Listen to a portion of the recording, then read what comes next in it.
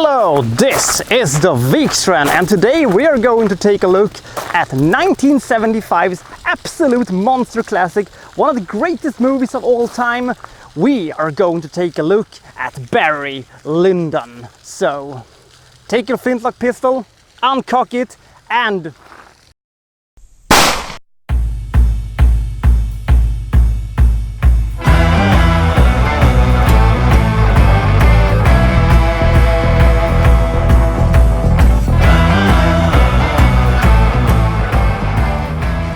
an Irishman kills a captain from the English army in a duel over the love sort of the woman of his dreams, aka also his cousin. In order to escape from the law, he, rides away with some money, to Dublin and try to lay low for a while. But he is unfortunately robbed by two highwaymen in a sequence with the execution and the setup that would probably make Quentin Tarantino go, Jesus Christ, he was before me, damn it. Penniless and without any other options available to him, he joins the British Army and goes to fight in the 7-Year War. He grows tired of the war, and then he deserts, and he pretends to be an officer, and he's apprehended by the Prussians, and he's forced to join them, and then he is been able to escape from that, and he becomes a gambler, and then he sneaks his way into the bedchamber of a very wealthy noblewoman, Lady Lyndon. And that's basically half of our movie, and to the point where he has actually stopped being just Barry from Ireland and become Barry Lyndon. Jesus Christ, this movie packs a hell of a punch. So, let's get on with it. First of all, this movie is the most beautiful movie that has ever been made. Now, Barry Lyndon is as far away from a dusty costume drama as you can possibly come. There is a number of reasons for this. One of the first one being that Kubrick is the greatest movie maker of all time. And as Steven Spielberg once said, when it comes to the craft of making movies, no one can top Stanley Kubrick. And you can see that. It's also weird that a perfectionist like Stanley Kubrick decided to shoot a lot of scenes outdoors where he cannot tell the clouds what to do. Now that we know that it is Stanley Kubrick who has made this movie, who is our leading man? Ryan O'Neal was mostly famous for playing, romantic lovers and slightly buffoonish and clumsy characters, a little bit like a sort of late 90s versions of Hugh Grant. But apparently Kubrick saw something else in him. He saw an ice coldness in him and was able to make him be the absolute monster that he is in this movie. Warner Brothers actually demanded it from Stanley Kubrick. They needed a major draw for this one. Ryan O'Neal was apparently the second biggest box office draw at the time. First one was Clint Eastwood, but could you imagine Clint Eastwood in Barry Lyndon? Oh Jesus. It is difficult to know what exactly to feel for our titular character. Should we feel sympathy for him? Should we feel anger, remorse? Should we feel sadness, sorrow? Should we feel apathy? Should we feel gladness for him? Because what is he? Is he an opportunist? Is he a loving father? Is he a man who's searching for a new father figure? Is he a bastard? Is he an abusive asshole? Is he a greedy and vile fiend? Or is he just a naive young man in a world where it's difficult to improve your social status without some serious difficulties? Actually, he is all of that. Everything that he is. He is maybe one of the most complex characters I've ever seen in a movie, and this is also something that needs to be addressed.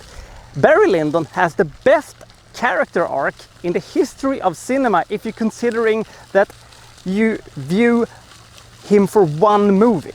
If you take a look at the beginning for Barry in Ireland and the end of Barry Lyndon in England, it is a monstrous transition and something that should have been impossible to do in one movie, but they somehow pulled it off. Now, Barry Lyndon is the absolute backbone of this movie. Without him, it would never have existed. Case in point, there is a lot of supporting characters, but their shelf life is pretty, short. They can disappear entirely, without any notice in front of it. And one of the most interesting things is that the script, if you have never seen this movie before, takes so many hairpin turns, you have no idea what's going to happen next. You have no idea what's in store for you in the next 10 or 15 minutes. And this also played in that the movie feels real. Also speaking of, at no point, at absolutely no point in this movie did I ever felt for a second that I was watching actors in costumes recreating the middle of the 18th century. Not a single scene, nothing. Why? Because of how this movie is shot, how this movie is lit, how this movie is presented, and how this movie ultimately is made. I've never seen a movie in my entire life where it implies that I actually am on location with these characters, in the 18th century. It is madness. It's absolute madness. The entire movie is shot on location. They've only used natural lights.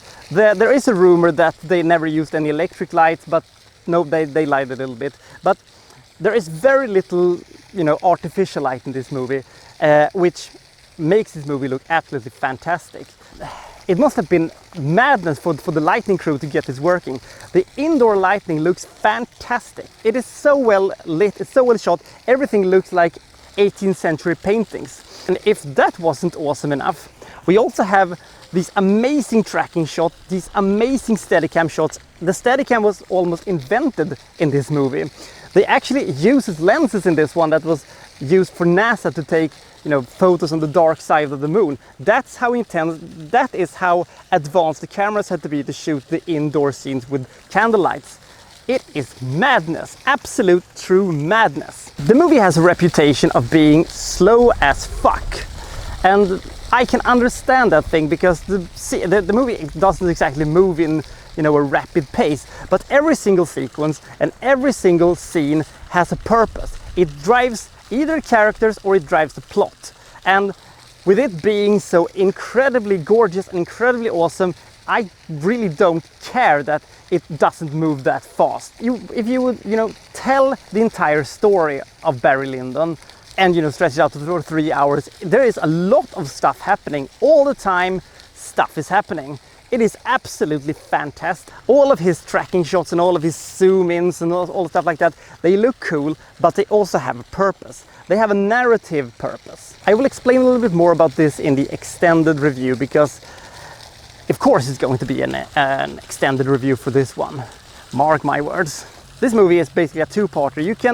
You can make arguments that the first one is better or the second one is better, but I think that the entire movie is just one giant masterpiece of gorgeously set up movies. You can take almost any scene and make it into an oil painting that will look fantastic. The movie also features one of the most sad and gruelingly awful sequences I've ever seen in my entire life. We will talk about that later also because it's in the second part where a certain character meets his dueling fate. Barry Lyndon is a forgotten masterpiece that was absolutely screwed out of the 1976 Academy Awards. It is so sad to see a movie have sort of fallen into obscurity when it is so amazing. It features some of the greatest sequences of all time. It features amazing music. It is a technical masterpiece. It has the greatest cinematography of all time. It has amazing acting. It has a setup that is so good that it is almost criminal to think that this movie was snubbed for an Academy Award. It is absolute madness. This is almost impossible to find the thing that doesn't work with this one. There are a couple of sequences where I would like to know a little bit more information, but that's a very, very minor thing. No movie is perfect, but this one is perfection when it comes at least to the execution. If you're a fan of costume dramas but haven't seen this one, you owe it to yourself to see it because it is the best. If you doesn't like costume dramas per se, this is a movie that you should see because if anybody's going to turn you around, it's this one.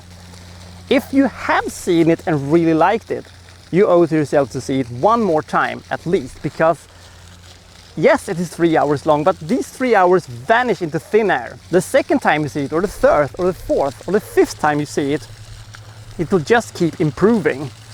Jesus Christ, this movie is good. Some people call Stanley Kubrick a cold director. I more chose to see him as a director who reduces the overacting for the purpose of when emotions are going to be shown, it will look that much more powerful. That's just my take on it. And also I hate sugar-coated nonsense. If you're watching this movie in order to get some sweet battle sequences, you may be a bit disappointed. There are amazing mass sequences in this one, and there are some great battle sequences, but they're not that many, and they're not sort of, you know, the big battle sequences. Stanley Kubrick treats the 7-Year War a bit like he treated the Vietnam War. He shows, you know, a sequence of actions that didn't have any outcome for the war and wasn't in any history books, but was quote unquote exciting enough for those who participated in it. And he also shows the absolute ugliness of war, the backside of it, which is very fascinating. Is this the best Kubrick movie? It's at least up there of his top 5, I would say. With the greatest cinematography ever in the history of time, with the greatest character arc in the history of time, with acting in absolute world class, and let's not forget, one of the best narrations of all time.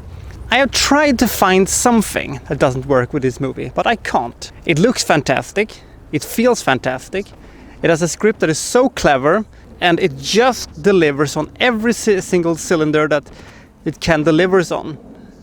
It is an absolute masterpiece, and I am proud to announce that this movie gets 100. This is as close to perfection as you can get, and it is so good that it puts all other costume dramas I've seen in a bad light and lowers them 5 or maybe even 10 points just by existing. This movie really is that good. So, have you seen Barry Lyndon? What do you think about this dashing outfit I'm having? Isn't it very nice? Till next time, this is the Vikstrand signing out.